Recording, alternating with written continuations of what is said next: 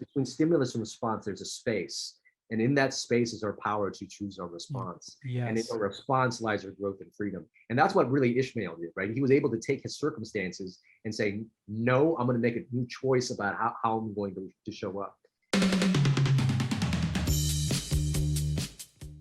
Hey, everybody. Welcome back to the How Did It Happen podcast. I'm so happy to have you here again. And I've got a great guest, so I am not going to disappoint. Another tremendous success story. Dr. Kien Vuu joins me on the podcast today. Dr. V, welcome. Thank you. It is a pleasure to be on the show. Yeah, I've been looking forward to this for a while. We'll get into his book and stuff, but let me take you through his bio, because after I read his book, I thought, oh my God, this is such a great, you guys are going to love this. Anyway, this is a short bio. Dr. Kien Vuu, popularly known as Dr. V, is an assistant professor of health sciences at UCLA. He's also a speaker, media expert, and founder of VuuMD Performance and Longevity. Am I saying that correctly? I just want to make Correct. sure. Okay, super. Dr. V survived remarkable odds to be here today, and we'll learn all about those today. Although Dr. V was first trained in interventional and diagnostic, it's radiation, right? Radiology, which is interesting. We'll figure out what that is. Today, he directs a concierge practice to help his clients, notice the use of clients and not patients, well done, optimize their health, and he believes that you are your best medicine, and I agree.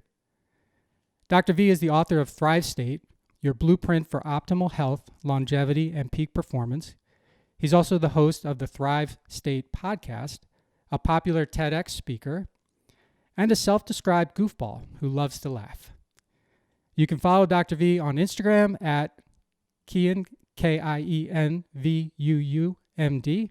and on his website at www.kienvuu.com. So Dr. V, is it okay? So is that what we should call you? Yeah, Dr. V is fine. Okay, cool. So let's get started. Here's a question I start with, and I ask this of everybody. How did it happen for you?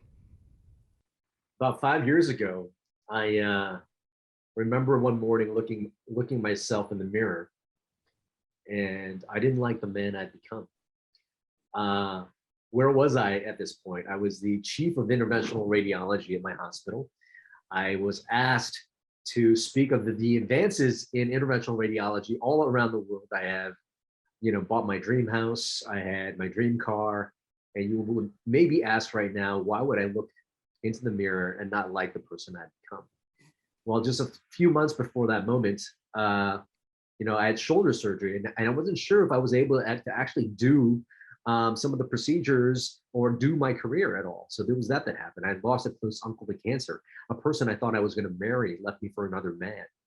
Well, why was that the case? Well, it was a case because I had spent so hard striving to achieve success that I was not really present with my patients, with myself, and with my loved ones. And it was right around that time when I was looking at myself in the mirror. Just the week before, I had gotten some labs back that said that I was diabetic. I had a hemoglobin A1C of 7. I had also had high blood pressure. I'd also needed prescription medications to treat both of those conditions, as well as being overweight, as well as not being able to sleep very well. And so therefore, as this doctor who, takes care of other people's health, I was not healthy myself. Right. And I didn't like the man I'd become. And I remember that one day when I was looking at myself in the mirror and not liking what I saw back, I remember rounding in the hospital that day. And I was just really in a dark place because, again, here I was, this doctor with disease myself, and here, I didn't feel like I had anyone that I was really connecting with. That, and I felt like a fraud because I had disease. And I remember, picking up the chart to see this next patient. And in the chart, it said to drain 10 liters of fluid from this guy named Ishmael, a 43-year-old male with pancreatic cancer. And he's got all this fluid accumulating in his belly because cancer cells were blocking up his drainage pathways. And I remember, oh my God, here I am going through and having a very bad time myself. this guy's got to have it worse. So I got to put myself together before I go see this guy. And I remember opening the door, and right when I thought I was going to be a breath of fresh air for him, he was for me, because, you know, I opened the door expecting to be in a room in despair. And he says, "Hey, Doc, how are you, man?" He looks at me, "Hey, man, thank you so much for showing up, Doc. I'm going to feel so much better after this. It's going to be because of you. Thank you so much, Doc." And I just remember feeling his love and positivity. And it just, it just took, really kind of shocked me. I remember thinking, how is he so positive? And I asked him, "Ishmael, how are you so positive?" He says, "Doc, it's easy." "Well, Doc, it's not so easy." I'm trying to remember his voice. He had a very, very, very high pitched voice. "Doc, it wasn't always so easy. I used to be a guy who was always stressed out. I was always mad, but this cancer it woke me up. I can't control a lot of things in life, but I can control how I show up in this world. And I choose to show up with love and positivity." And I remember those words were just so profound. I mean, here's a man who's about to die, reminding me how to truly live, and reminding me that no matter what life circumstances, we always have a choice. And after that moment, I mean, he didn't live that much longer after that, but he did remind me that I had a choice. Yes, I was dealing with chronic disease, but yes, I also had an opportunity to figure out the root causes of those diseases, things that I didn't learn in medical school, that, to be well. Right. And I really used that moment to discover more about health, more about what it means to live healthy, what it means to have optimal health, what it means for us to show up at our very best. And in a very short period of time, in 6 months, I reversed my diabetes, I reversed my hypertension. And since that time, put me in a state of health where I feel like I'm stronger, more fit. I feel younger than I ever did before. So that's how it all happened. So thanks for sharing that. I'm thinking that you walk in and Ishmael was that the first time you'd seen him, or had you seen him before? So the first time you saw him, and it had to be like a real slap in the face or kick in the nuts or whatever, because you're dragging your butt in, feeling all sorry for yourself, and maybe with some legitimacy, if you've got these things going on, but he's going to die. Yeah. Whether you drain him or not, right? So kind of everybody knows that. And still, he comes at you with this positivity and this mindset. And yeah, it had to be a real like, I don't know, kick in the teeth now I'm thinking about, right? It's like, how good do I actually have it versus this guy? Yeah. Absolutely. And, that along with a lot of the additional teaching and training that I've gotten in personal development reminds me of a quote from Byron Katie, who says that life is simple. Life is not happening to us, it's happening for us. And if we have little tiny mindset shifts like that, it can really change our outlook on life, and our outlook and how we see the world, the meaning we give to things, will change how we feel. If we change how we feel, we actually change our biology and change, how we approach life. So, Right. so having a positive mindset, having a mindset where you can take your circumstances and bend it to the way that's going to make you feel most empowered, that's really, really powerful. So let's talk about how you got to where you were. So you mentioned the dream car, the dream house. Maybe you had the dream relationship before it ended, or you thought you had it. But you had all these other things coming along with it that you described. So what led you down that dream path that turned out maybe not to be the dream Great you question. had thought it would? Yeah, great question. So this, now I got to take us way back to the Let's go way back machine. Yeah, let's do it. Way back machine. So 1978. I was born, a couple years after the Vietnam War, in Vietnam. And the communists had actually, seized up basically all the businesses in the South. America had already left 3 years ago, and really took away all the currency that was previously there, took away all the businesses, and created, a regime that was really, took away the freedom of a lot of people living there. My parents, who were, pregnant with me at the time, knew that there was actually going to be no opportunity for me to have any future there. And so they had decided to leave. And long story short, we left by means of a refugee boat. We were actually on board the ship with over 2,000 refugees to try to sail to a better future. And we actually sailed to the Philippines, where there was no room in the refugee camps when we got there. And so I was on a boat. I was just a couple months older at the time. I was on a boat for 8 months, and became the only surviving infant. People have fell off the boat. A lot of people died from dysentery, and from other diseases on the boat. After 8 months on the boat, we spent another 3 months in a Philippine refugee camp, and then we were sponsored to America by a Catholic church. And one would think a child who has gone through all that and now in America would feel very grateful growing up, but that wasn't the case. I got bused to a more affluent area for school, and was actually one of the few Asian immigrant kids in that school. So I was constantly being teased for being short, for being an immigrant, for my hand-me-down clothes with holes in them, for the sticky Okay. food my parents sent me to school with. I was constantly being called chink, go back to your home country. And those experiences shaped me. I remember as a kid growing up, I didn't like the skin I was in. I constantly remember wanting to be taller, wanting to be whiter, wanting to live in a different neighborhood, wanting different parents. And I didn't recognize this at that time, but that desire to be somebody else, that desire, and that feeling of not being worthy or enough, that actually became the seed of my future illness. And let me explain, why that's the case. When you don't feel good about yourself, you actually you actually have stress, and stress hormones run throughout your body. Now, a lot of people deal with stress differently, but certainly if you deal with stress by reaching for unhealthy food, or if you deal with stress with smoking, I didn't do any of that, but certainly I didn't eat very well. I didn't sleep very well. I was constantly chasing something outside of myself to feel better. And if that doesn't come from within, if you're always doing that chasing, you're always going to be in that stress state. So I had the stress state that led me to have stressed out lifestyle. And back in medical school, I didn't learn that an unhealthy lifestyle would actually lead to disease. So I wasn't sleeping well. I was constantly stressed out. I wasn't eating well. All that really set the stage of creating these lifestyle diseases, which was diabetes and high blood pressure. Basically, some of the major chronic diseases that lead to the major killers in America, which is heart attack and stroke, which is the #1 killer. And basically not being awake to who I am and enjoying that person. Right.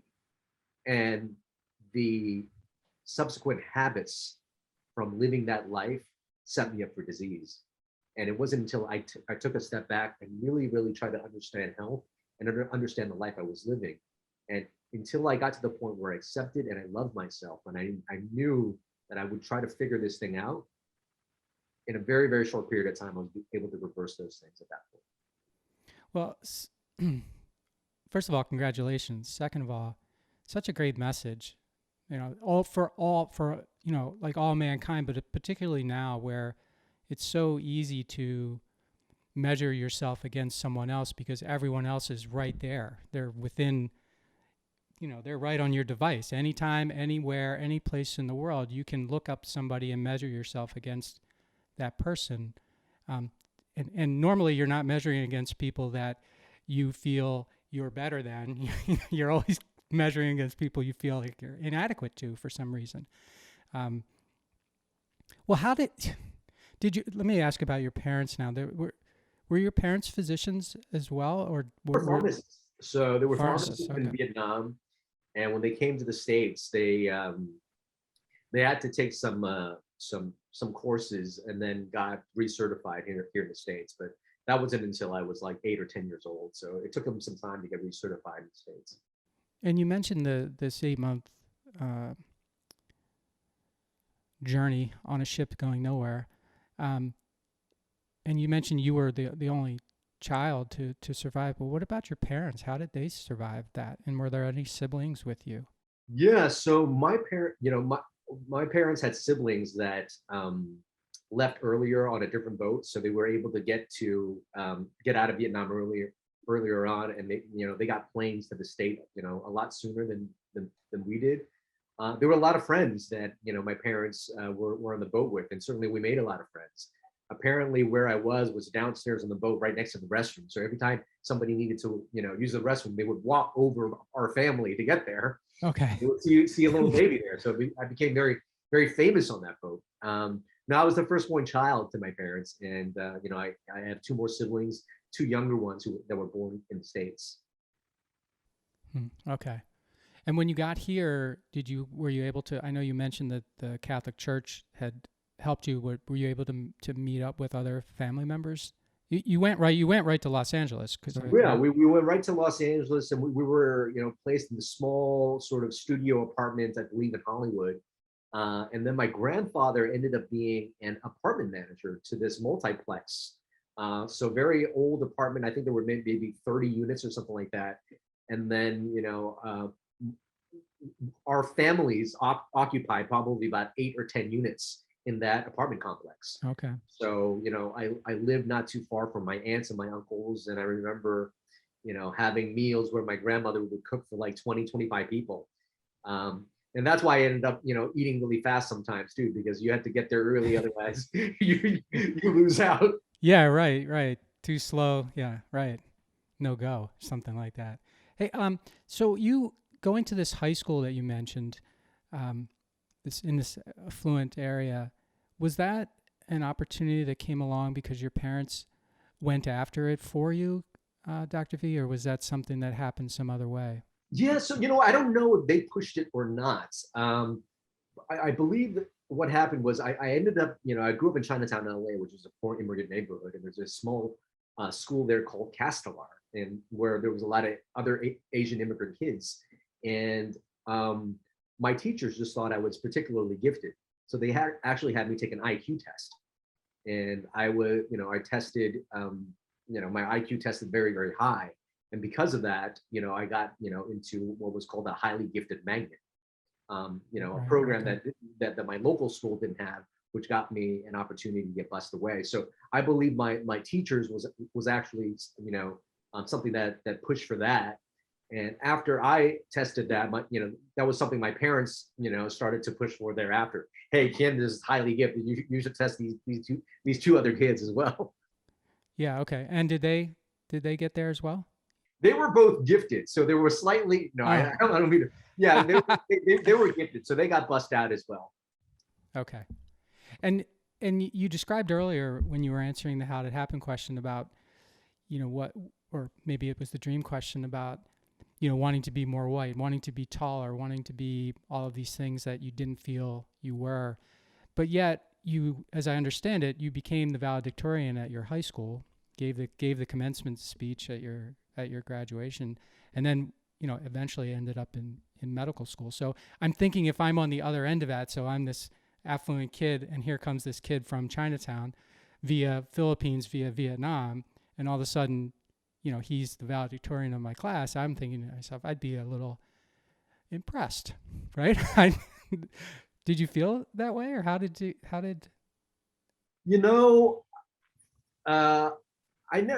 I never really got, I take that back. I remember in high school sometimes there were some people that felt, how is he such a goofball but still excel in academics, and why do I have to work so hard when he seems like, but it was all a mask that I was, I think one, I maybe math and science, was something I gravitated towards, but I also liked to give the impression that I didn't have to try very hard, because that made me that was cool. harder than I was, right? Yeah. That was a mask that I was wearing, as this fun going guy that is just super, doesn't have to try very hard but still excels at everything, was definitely something that was built as a mask, rather than the complete truth. Okay. And how did it feel when you were up there giving the commencement speech? I'm asking from someone who never made it to that level. Yeah, well, I got to say, so it was not high school, but it was a college commencement speech. Oh, I'm sorry. Okay. Yeah. Well, even better. Yeah, and no, that was a very surreal moment, because I remember staring out in the crowd, and there sat my grandfather, my parents, and you could just see my grandfather, just a huge sense of pride, and they're just looking at me, and you could just feel what they were feeling. They were tearing up, and I could see it from being up on stage. And right at that moment, as I sensed their pride, I also sensed, like, every single ancestor, even the ones that didn't make it there, tried their whole entire life for a better life. And I felt like I was the culmination of so many of their dreams. Oh And my gosh. How and did I, you not cry while you were doing yeah, right. it? Right. Um, and I just felt, one, incredibly proud, but also more happy for them. Okay. You know, I didn't end up maybe choosing the major I would have chosen, and part of it was to make sure that they felt like their sacrifices were worth something. And I remember at that point, just feeling their pride was something that, well, I said, wow, this was worth it to be able to give this to them. And what was the major versus what you may have chosen? Yeah, I probably would have done something in drama or Okay. media or something like that. And certainly that's something I'm pursuing now. But I ended up being a biochem major. Okay. Got it. And when was the decision made, or when did you make the decision that you were going to go to medical school and, in particular, focus in radiology? Yeah, great question. So, I think in high school, I went to a medical magnet in high school, and Oh, again, I was excelling in school, and I thought I was just going to be a pharmacist like my parents. They were both pharmacists. I was thinking, hey, I was going to be a pharmacist too, but I was again the top of my class with all these other people wanting to be doctors, and I'm thinking, well, why am I setting my sights so low? And truth be told, I don't think I had to work that hard to maintain a good GPA in the sciences. And when I went to college, it was I had a lot of extracurriculars. I started organizations. The academics came easily, and in the back of my mind, I wanted to do something that had some impact. I think I wanted to do media and entertainment, although I didn't find any heroes or any role models for me to model after. I didn't see any Asian people, Asian males that were depicted very well in the media. So I didn't think it was an opportunity for me. And I got into a couple medical schools, and I just thought, okay, well, that's my path. right. Yeah, because I suppose I know in the book you mentioned Tony Robbins, and some others, and I suppose, yeah, at the time the only Asian folks you would probably see is like Bruce Lee or Jackie Chan or something, like Exactly. martial arts stuff, And I didn't right? know any martial arts. And I spoke English without an accent. Yeah. So, if you had to go back to medical school, what would you change about the curriculum? Like, because you've made such a dramatic shift from traditional medicine, and I happen to know a lot of doctors who grew up, who went through medical school and are still practicing today the way they were taught. You diagnose and you treat. They're kind of all reactive. And Yeah, I think if I were to go back, and you bring about a very good question, because I may do something in terms of trying to help medical education, but I think understanding health and wellness is something that medical schools don't do very well. A lot of the root causes of disease, turns out to be, lifestyle based. right, And if your curriculum is so harsh that you're working 100-hour weeks and you're not really given actual tools to learn how to sleep well or to manage your stress, and the food that you are exposing your students to in the hospitals and in your cafeterias are inflammatory, you're not really giving a good example of how to maintain health. So I do feel like the curriculum should include a better curriculum on nutrition, on epigenetics, on really self-care and some stress reduction techniques. All that in addition to maybe some of the pharmacology that you're learning. But I reverse all those things without medications. right. I reversed all those things discovering myself again. And I also do think as a physician, you really need to be able, if you want to inspire some lifestyle changes for other people, you really need to, one, be a role model yourself, but also start to understand what it takes to have behavioral changes. You could tell people, stop smoking, eat right, and that's what you need to do in less than a minute's time, because that's all you have to talk with the patient.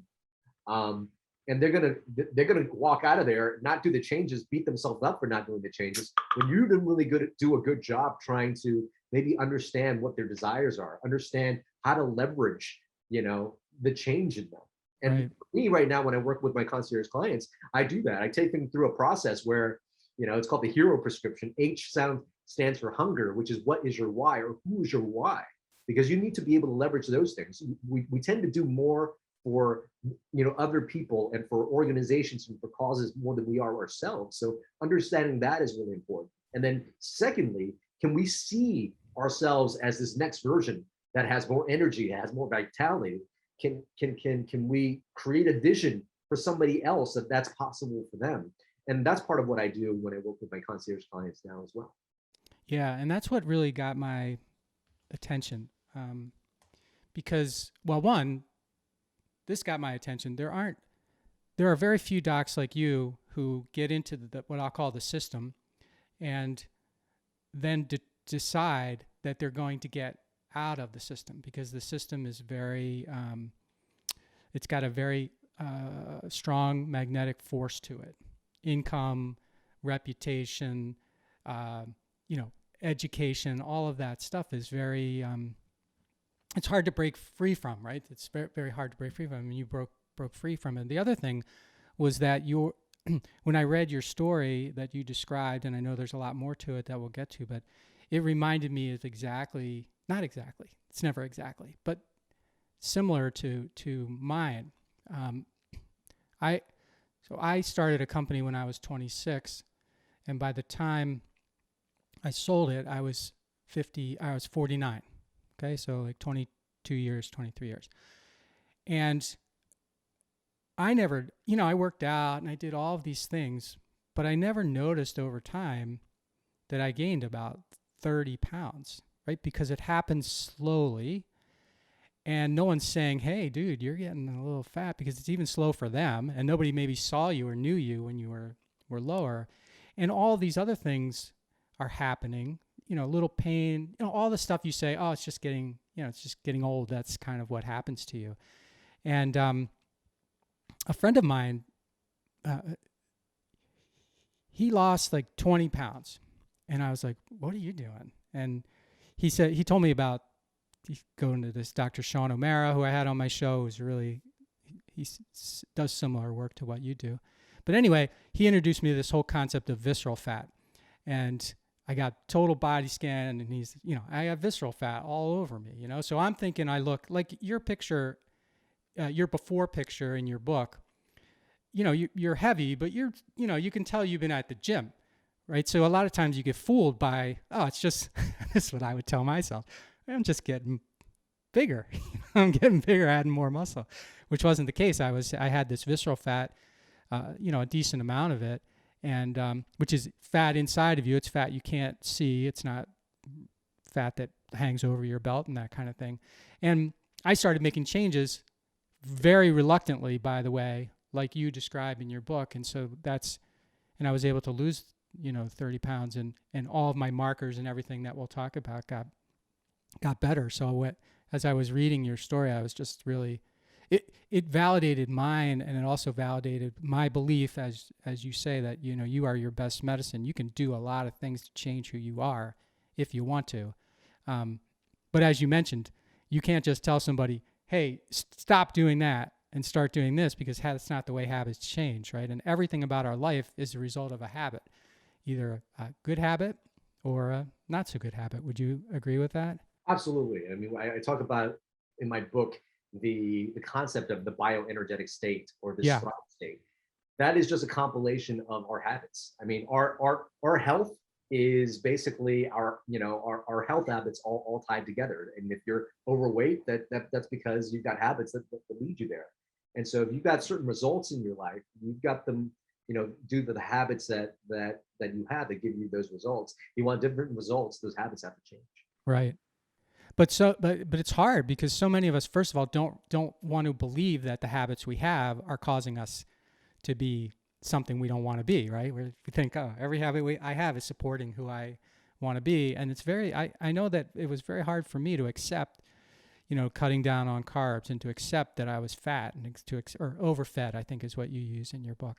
And all those things, because I had this mindset that I wasn't any of those things and I didn't need any of this help, or I didn't need to do any of these things different. Like my life was going along just fine. And it wasn't true. So you can tell, in addition to habits, you can tell yourself any story you want and you can believe it, right? Mind's very powerful that way. One of the things that struck me in your book, and I'm going to read it off my note here, you said, my journey began when I made the decision to live a more authentic and purpose-driven life.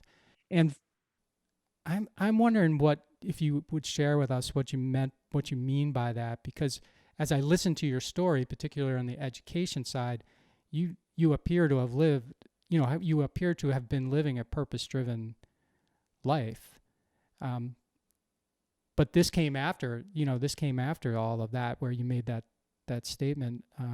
So what did you mean by that? Yeah, so I think I've always had the desire to want to help people, but if I was going to become very honest with who I was as an attending physician, right around the time all these things were happening, quote unquote, to me. Yeah. I was still chasing. I was just chasing success, chasing money.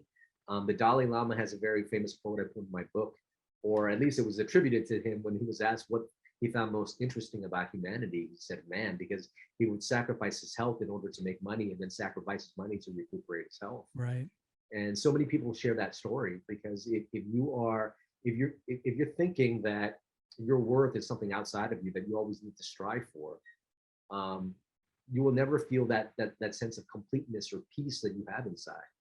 And because I didn't feel that worth, I was constantly striving to be somebody I was not. And I had to take a real hard look at that's how I was living my life, and that's what my reality was. And that disease that I had stemmed from the reality I was creating for myself. So really then it was that decision to say, hey, you know what? I am living in a life not in alignment of who I really, really am. One, I need to find out who I am and start to take, action to become more aligned with that person. And the word decision really means, to cut off, to decide. Side means kill, right? So to kill any other possibility that won't be the case. And so for me, I didn't want to be, a doctor who's hypocritical and not have the tools to be healthy when I had disease myself. And I knew there was another way. And fortunately, I found a way. And really, thinking that all those things were happening to me is not really, how I look at it now. I mean, certainly I think the struggles have been given to us, in fact, gifted to us so that we could overcome them, so that we now have a gift to share with others. And I really Right. believe that being a medical doctor, being trained in conventional system, being trained in probably some of the world's top institutions, still had disease, but really that allows me to be a messenger that maybe the way we were doing things doesn't have all the answers. Yes, modern medicine is great for certain things, but maybe there are some limitations, and that there is more to health. And at the end of the day, we are our best medicine. Right. And so I feel that my ability to share that message now is, has some validity, kind of given my background and given, what I had to go through to reverse things. And Dr. V, how long after this interaction with Ishmael that you had and these other revelations about your diabetes and your hypertension and stuff, did you, begin to make actual change? Yeah, I would say after that, after that stint with Ishmael, I started to dream about what I would do. And really, I did a very scary move, which was leave full-time medicine at the time. Something that I created my identity with. And I said, well, no more of this. What else do I need to do? I need to sleep better. I need to move. I need to, I need to eat better. And just those three things, the physical aspects of eating better, sleeping better, and moving, I was able to notice a complete reversal of my diabetes. It went from 7 to like 5.3, in a matter of 4 to 6 months. So that happened very quickly. But I didn't stop there. I continued to, do a lot of personal development. I did a lot of Tony Robbins work. I did stuff with Mind Valley, a lot of things to upgrade my mindset. And I started to learn a little bit more about spirituality. I started to study epigenetics more, really dived into nutrition more. And that was when I really kind of fine-tuned my understanding of health and wellness. And when you left, your career as a in radiology, what did you immediately? Do you consider yourself an entrepreneur now? I guess I should ask. I would probably say so. I'm Okay, really I starting. would. Mm. I would. I'm sort of. I've got a small team, but I a lot of times feel like a solopreneur. Okay. But yeah, I would probably say I would probably say so. And that was certainly a very, very big change too. Being a getting a paycheck from a corporation and a private practice versus kind of like doing things on your own. Yeah, I look at what you did as something that's similar to what it's a big move, I guess. Similar to an executive at a big company saying, you know what, I want to go do my own thing. And there's I talked about gravitational hold before, but there's a lot of things working against you when even if your head is working towards something else. So I was just curious, how long did it take you to actually make that full transition? I think you said maybe 5 years ago or something to start it, but how long did it take you to? Well, I'm still going through the process. I'm going to be Oh, honest. okay, cool. All right. So Me too. I still work part-time at UCLA. So I still teach a little bit of radiology, but in doing so, I'm training the next generation of physicians, and I get to teach them this part of myself that I get to share with them a little bit of health and wellness that they don't normally get to see. So I'm still working up there about 2 days a week, and the rest of the time I'm doing media. I'm doing my own concierge practice. So I enjoy probably having a mix of all these different things. And I would probably say, from a vision standpoint, I see myself as somebody becoming the next version of Dr. Oz. Okay. Really kind of using media entertainment to have the message that we are our best medicine, so that people rely on themselves more than other people when it comes to their health and wellness. And there's probably a path to get there. And I think I have a general direction of where that is, but and I just say yes along the way. I didn't really, this wasn't really planned, having this concierge practice. It wasn't when I left medicine. When I left medicine full time, I said, okay, you know what, I'm going to work part time, but I'm going to do all this traveling and whatnot. But I had no idea as to, I didn't feel like I needed at the time really that, that I needed to support myself, fully. And I was working part time, which was plenty for me. And how I got into it was, I basically work out at a celebrity gym where there are, celebrity rock bands, other celebrities there. And when they started to hear about my story, my transformation, I got clients there, and I somehow became a Hollywood doc. And then word just kind of traveled, from there. And that's how the longevity and concierge practice started. Okay. And concierge, just for people who don't know what that term means when it comes to medicine, because most people know what copay means. Right. Concierge, they may not know. What does that mean?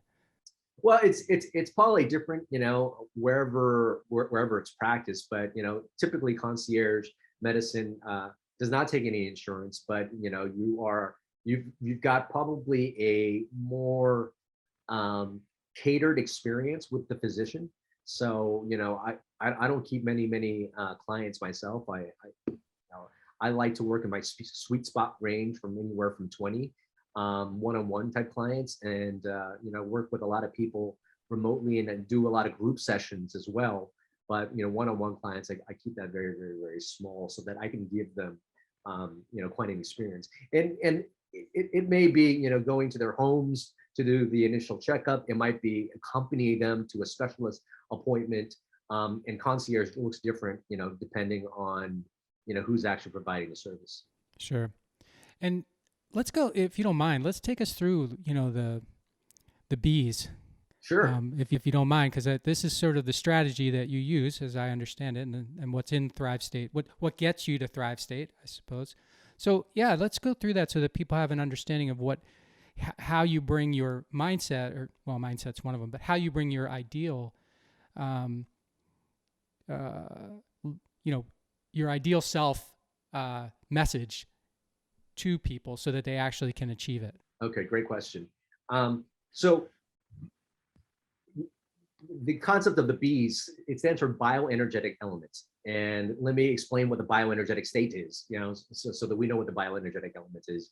When we talk about optimal health, when we talk about longevity, we talk about wanting to be our best, having peak performance. What that actually comes down to is the health of our individual cells, because cells make tissues, make organs that create organ systems. And when all those are firing optimally, we'll have peak immune system, mental system, cardiovascular system. That's when we have optimal health, longevity, and peak performance. On the flip side of that, if your cells are not functioning optimally, well, then you get suboptimal tissue, suboptimal organs. And if you've got a suboptimal organ, say your lungs only going to extract 50% of the oxygen, well, suddenly you have 50% less oxygen going to the rest of your cells. Okay, well, then your heart cell is going to get 50% less oxygen. It's not going to perform very well. So it's going to pump, maybe 25% less than it normally pumps. So you can start to see that if you start to have a suboptimal cell, the whole system is going to crash over time. Yeah. And then when you've got a crashing immune system, you can get autoimmune disease, cancer, or chronic infections. A suboptimal cardiovascular system will give you, atherosclerosis, heart attack, and stroke. A suboptimal nervous system, you can get brain fog, you can get dementia, you can get Alzheimer's disease. So it's really on, two sides of the coin of optimal health. If you got or optimal cellular health, right? So if you got optimal cellular health, that's when you got longevity, peak performance, and optimal health. If you got suboptimal cellular health, you get chronic symptoms and chronic disease. So the next question is, what determines whether a cell is going into the pathway of optimal health versus suboptimal health? Right. Well, it turns out some people think, oh, okay, well, it's the DNA you get from mom and dad. Yes, but that's partially true. The DNA is kind of like all the plays that you have on the playbook, right? It's every single play that you could play to kind of win the game in football. But you're not playing all those plays all at once. You've got to be very strategic about which play you play when. If you play the right play at the right time, you win the game. And to win the game of longevity and performance, you've got to basically turn on the right genes at the right time, turn off the genes. And so what happens is your DNA is constantly listening to the cues of its energetic environment to direct whether or not you are in the optimal health stage or whether your cells think you're in stress and survival mode. All right. And that the collective energetic environment that we give to ourselves is what I call the bioenergetic state. So, it is this collective energy that speaks to our cells through hormones, through signaling molecules, through all of those things that affect how our DNA behaves. And it turns out that every single energy affects our DNA, but to remember every little tiny thing in terms of what it does to your DNA is going to stress anybody out. Right. So if there's a 80-20 rule or a 90-10 rule in terms of what is going to really impact how your DNA behaves, it's these 7 things that I call the 7 bioenergetic elements, which are sleep, nutrition, movement, stress and emotional mastery, our thoughts and mindset, relationships, and purpose. Okay, that was a great explanation. And I wonder, and I think about cells under stress, right? So when your cells are under stress, and you tell me if I could be totally wrong here, but it feels like if your cells are under stress, then your body is always trying to, fix stress, right? Something, stress, it shoots whatever, fixing, like in cancer, it'd be T cells, for example, right? Or so your body is like, oh, something's wrong. Let's try to fix it. And you, I feel like your body only has a limited amount of those kinds of fixing cells. Only have a limited amount of like time and energy, right? So if you use them all up, they can. Yes, exactly. Imagine, we've got a certain fixed amount of ATP we have for our body. Yeah. And when your cells think that it's in stress, it actually is expending 10 times more energy than it normally is. And then what happens, when you're expending that energy? Well, one, you don't have any energy to rest or digest, to do the things that are going to help with growth, healing, and repair. but instead you divert it into increasing inflammation. So you have, you're using all this energy for inflammation, and all that is going to decrease your immune system as well. And basically that diversion of energy into this stressful state, that actually sets the backdrop of chronic disease, because in all of chronic disease, there's some mismatch where there's a lot of inflammation going on and decreased immunity. That sets you up for chronic symptoms, that sets you up for autoimmune disease, that sets you up for dementia. And that's what happens in the chronic stress state. And in your experience, how long can people, have that and have their body dealing with it and be completely unaware? Decades. Decades. Like you can get used to it, I suppose. Exactly. There could be some event that tips you over, but if you've got like, a suboptimal bioenergetic state, this could go on for months or years or decades. Some people might just say, oh, okay, I'm feeling a little bit tired, or, I wasn't as sharp, but then they attribute it to age, when that's not really the case. And then all of a sudden, you go from insulin resistance to having diabetes. That happens over like months to several years, right, before that happens. And that's what we find with chronic diseases. Acute diseases, you get an infection like a pneumonia, you get antibiotics, you're done. That's what medicine is great for. With these chronic diseases, basically it's those lifestyle factors. It's those 7 B's that you're not living optimally for years, and you're driving this system where over time, the cells just start to very slowly decrease their cellular health, and then the systems go off, and then eventually, okay, yeah, I'm starting to feel tired, I'm getting forgetful, yes, I'm starting to get some rashes in my skin, and that could take some time. And how do you figure it out with someone, Dr. V? So for me, it was I got these scans done and I saw that I had visceral fat, and he explained to me that causes inflammation as well as a lot of other things. Right. And I was was completely unaware. Mm-hmm. So how do you help people that come to you or that you talk to become aware? Right. Well, first off, if you're starting to feel like, you've got some symptoms, but you don't really know, like, oh, your energy's starting to slip, you've got some brain fog, maybe your hair is falling out, you don't have enough energy like you used to have, you're starting to get some joint pains, some kind of symptom, it might suggest that there's something that's not happening in your body.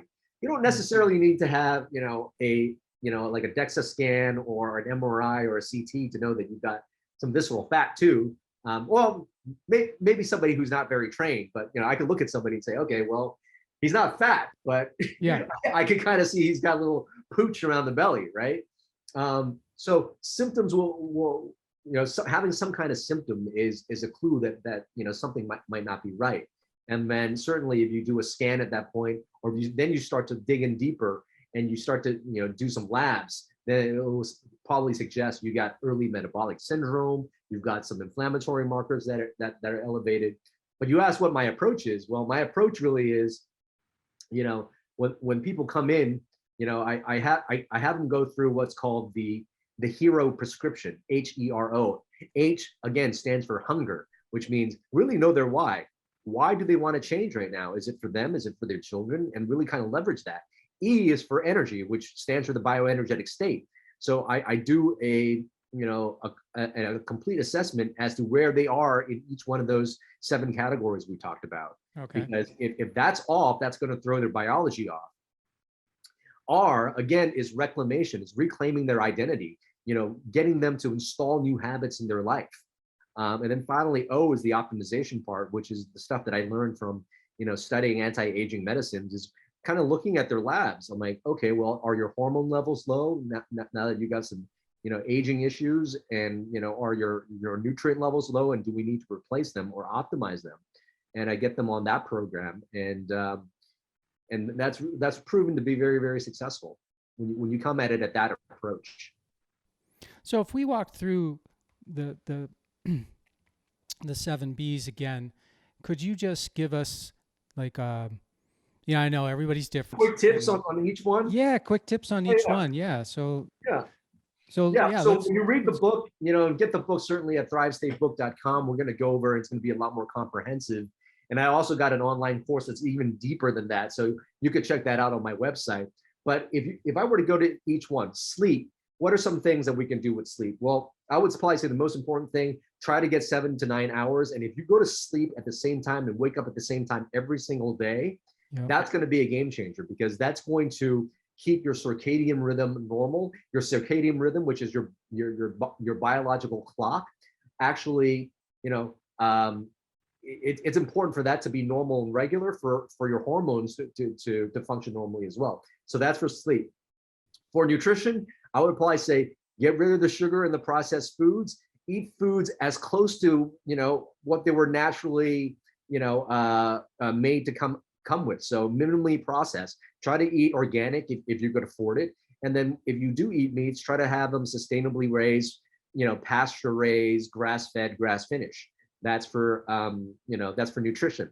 Right. For exercise, just make sure you move. And the key is, for me, I don't think normally I gravitate towards exercise, but I make sure I'm in a gym now. I'm in a celebrity gym, so that when I make that appointment, I know I'm going to go, because I don't want to let down my trainer. And there's other people there training with me, and so it turns to be very fun communal environment. So make sure movement is just something sustainable and something fun for you to want to do. Next is stress and emotional mastery. And, I go through a lot of techniques in my book, but one of the things I found most game changer, and you could YouTube it, it's free, look up breath work. By just having different type of breathing techniques, it can really activate your vagus nerve, which will calm down your stress. And then there's other techniques like Qigong, like meditation, like journaling, like yoga, or karaoke for me is also a stress. You're laughing. Yeah. Exactly, laughing. You don't even need to, really honestly laugh, but if you go ho ho just- ho ha ha ha and just smile, you're going to start to release dopamine. Okay.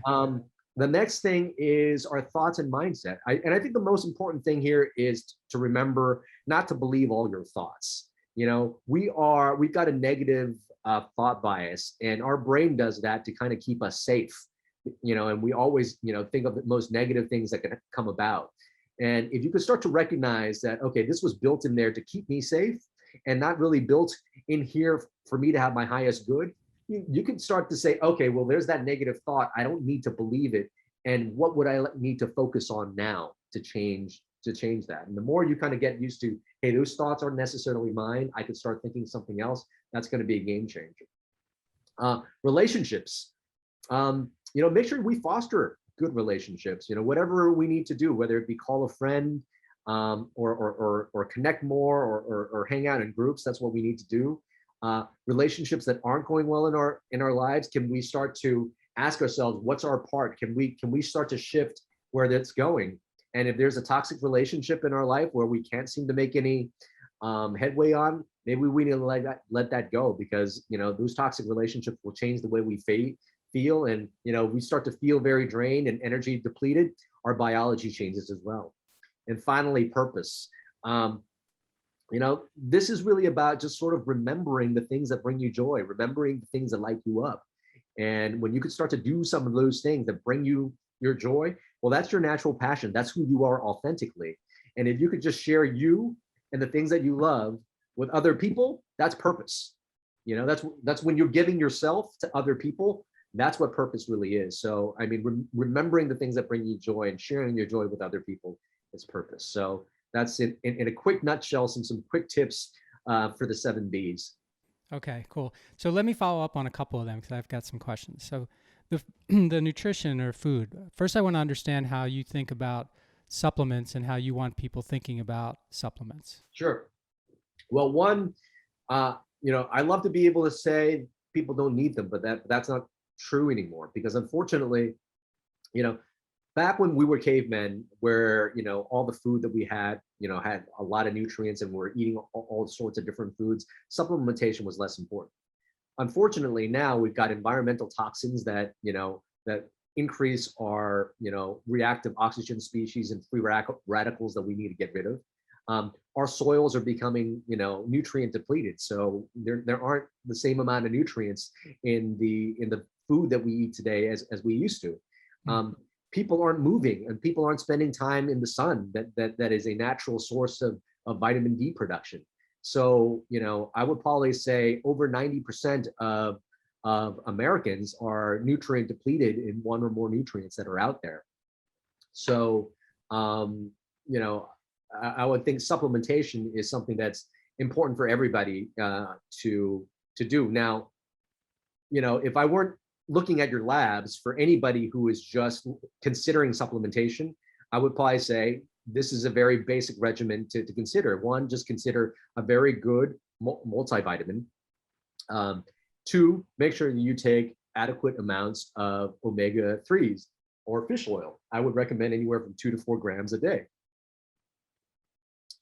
Also, include some mitochondrial support, having some CoQ10, some alpha lipoic acid, some N-acetyl, cysteine is something that's going to be great for mitochondrial health. And also because so many people I find are deficient in vitamin D, supplementing, with vitamin D and magnesium, things like that are going to be very important. So that's just a very, very basic thing for anyone. And if you're still not feeling very good, then work with a functional medicine doc or work with an integrative doc. Maybe we need to do a micronutrient panel to see if you're deficient in something else. Yeah. So I think the key there is everyone probably needs some supplement or another, but your blood work can help you narrow in on what supplements you need. And you mentioned Naveen Jain and VuuMD in your book, and I've had Naveen on the podcast.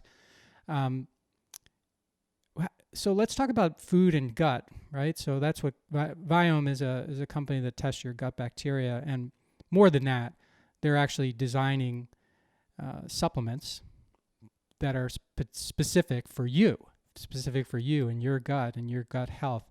And Naveen believes that food is the medicine that's going to cure chronic disease. It just has to be the right food and the right supplements, that kind of thing. Now, I'm not asking you to say whether you believe in that or not. I'm just wondering how gut health is impacted by nutrition and how you feel about it from your experience. Yeah, gut health is very, very important. I mean, gut health basically, a lot of people say, if you got any symptoms, start in the gut. Because what happens is we've got basically our gut has 80% of our immune system tied to it.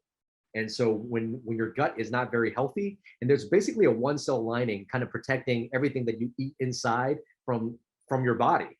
So if that becomes disrupted, what will happen is that 80% of the immune system that's sitting alongside your gut, if your gut's not healthy and you activate that immune system, you're going to start the process of maybe getting some, autoimmune process and autoimmune disease where you start to attack your own cells because you're basically activating your immune system.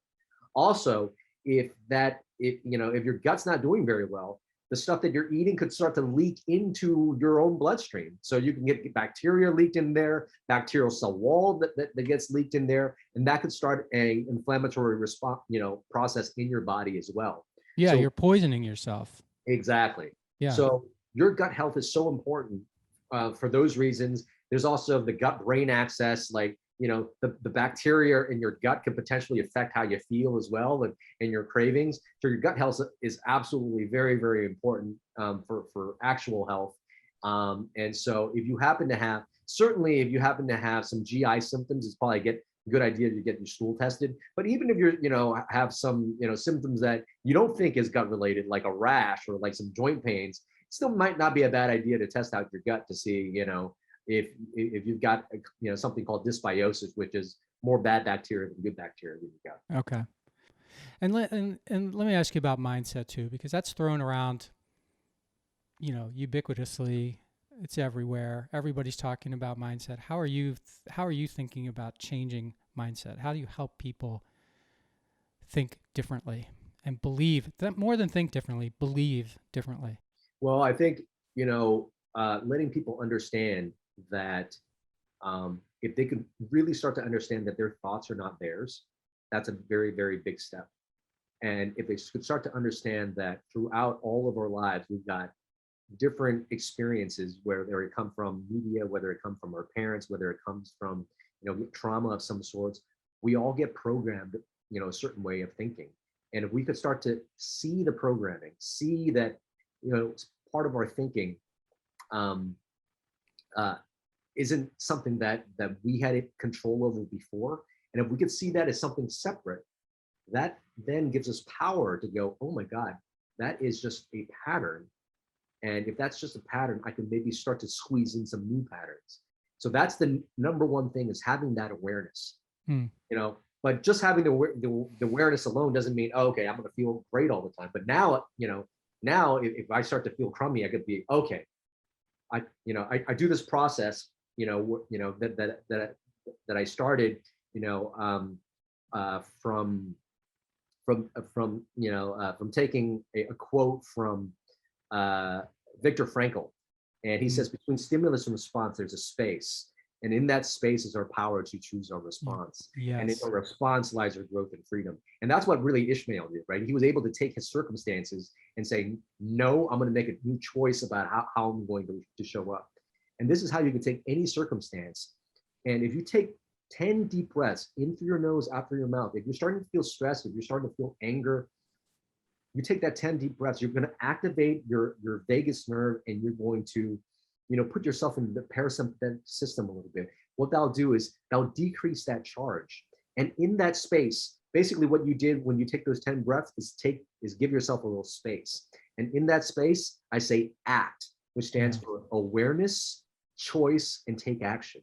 So the awareness is really, oh, I'm feeling upset, or I'm feeling angry, or I'm feeling I've got a craving for food. What is that really? Oh, maybe that craving, maybe I'm just bored right now. Okay, maybe that's it. But if you could start to, pause and relax in that space, you could start to have the awareness, like, okay, something's being triggered. Okay, all right. Then you could start to choose. I'm like, okay, there's that thing being triggered. And normally I would want to do this thing because, this is my old pattern. But it's like, no, you know what? This is a pattern. How do I want to show up? Oh yeah, Dr. V said, I need to show up a certain way for my children. This is who I see myself to be. No, I want to show up with love. I want to show up with gratitude right now. I want to yell at my wife, but no, that's an old pattern. I want to show up with love. So you make a choice at that point, and then finally you take action. If you, however you choose your intention, you start to take a new action. And when you take a new action, what you do is you lay down a new track for changing an old pattern that you have. And that's how you can start to shift some of these old thoughts and old patterns into a new way of being. And if you could shift basically those thoughts and those subconscious beliefs over time, you're going to start to think different. You're going to start to feel different. You're going to start to take new action. And that's where transformation happens. I love it, because that mindset is about being clear about what you want. And if you're clear about what you want or who you want to be, you start to recognize when you're not, the things that are causing you or not causing you, because you're accepting and you're deciding to have them cause it, but the things that trigger you, right? And you can begin to figure out ways not to have that happen. Right. So Dr. V, this has been fantastic. I do want to offer you the opportunity to karaoke us some Righteous Brothers, if that's, what you want to do right now, because I know that's something you mentioned in the book that's fun for you. You never close your eyes anymore when I kiss your lips. Perfect, man. Perfect. This has been so fun. I thank you so much for coming on the podcast. I did mention your Instagram and your website at the beginning. Is there anything else you want people to know about in terms of connecting with you or whatever? Certainly find, all those things at on my Instagram, on my webpage, and, pick up the book at thrivestatebook.com. Yeah. And take it from someone who read it. It's a great book. Thank you so much for writing it, and thank you for being on the show today. Thanks for having me. Thanks for listening to this episode of the How'd It Happen podcast, where we believe that success doesn't happen unless you make it happen. You can subscribe to the podcast on Apple Podcasts, Google Podcasts, Stitcher, or wherever you like to listen. And while you're there, please rate it and leave a comment as well. I'd love to hear your thoughts about the show, ideas for future guests, or whatever you'd like to share. And of course, you can always find me at MikeMalatesta.com. See you next time. Thanks again for listening to the How'd It Happen podcast.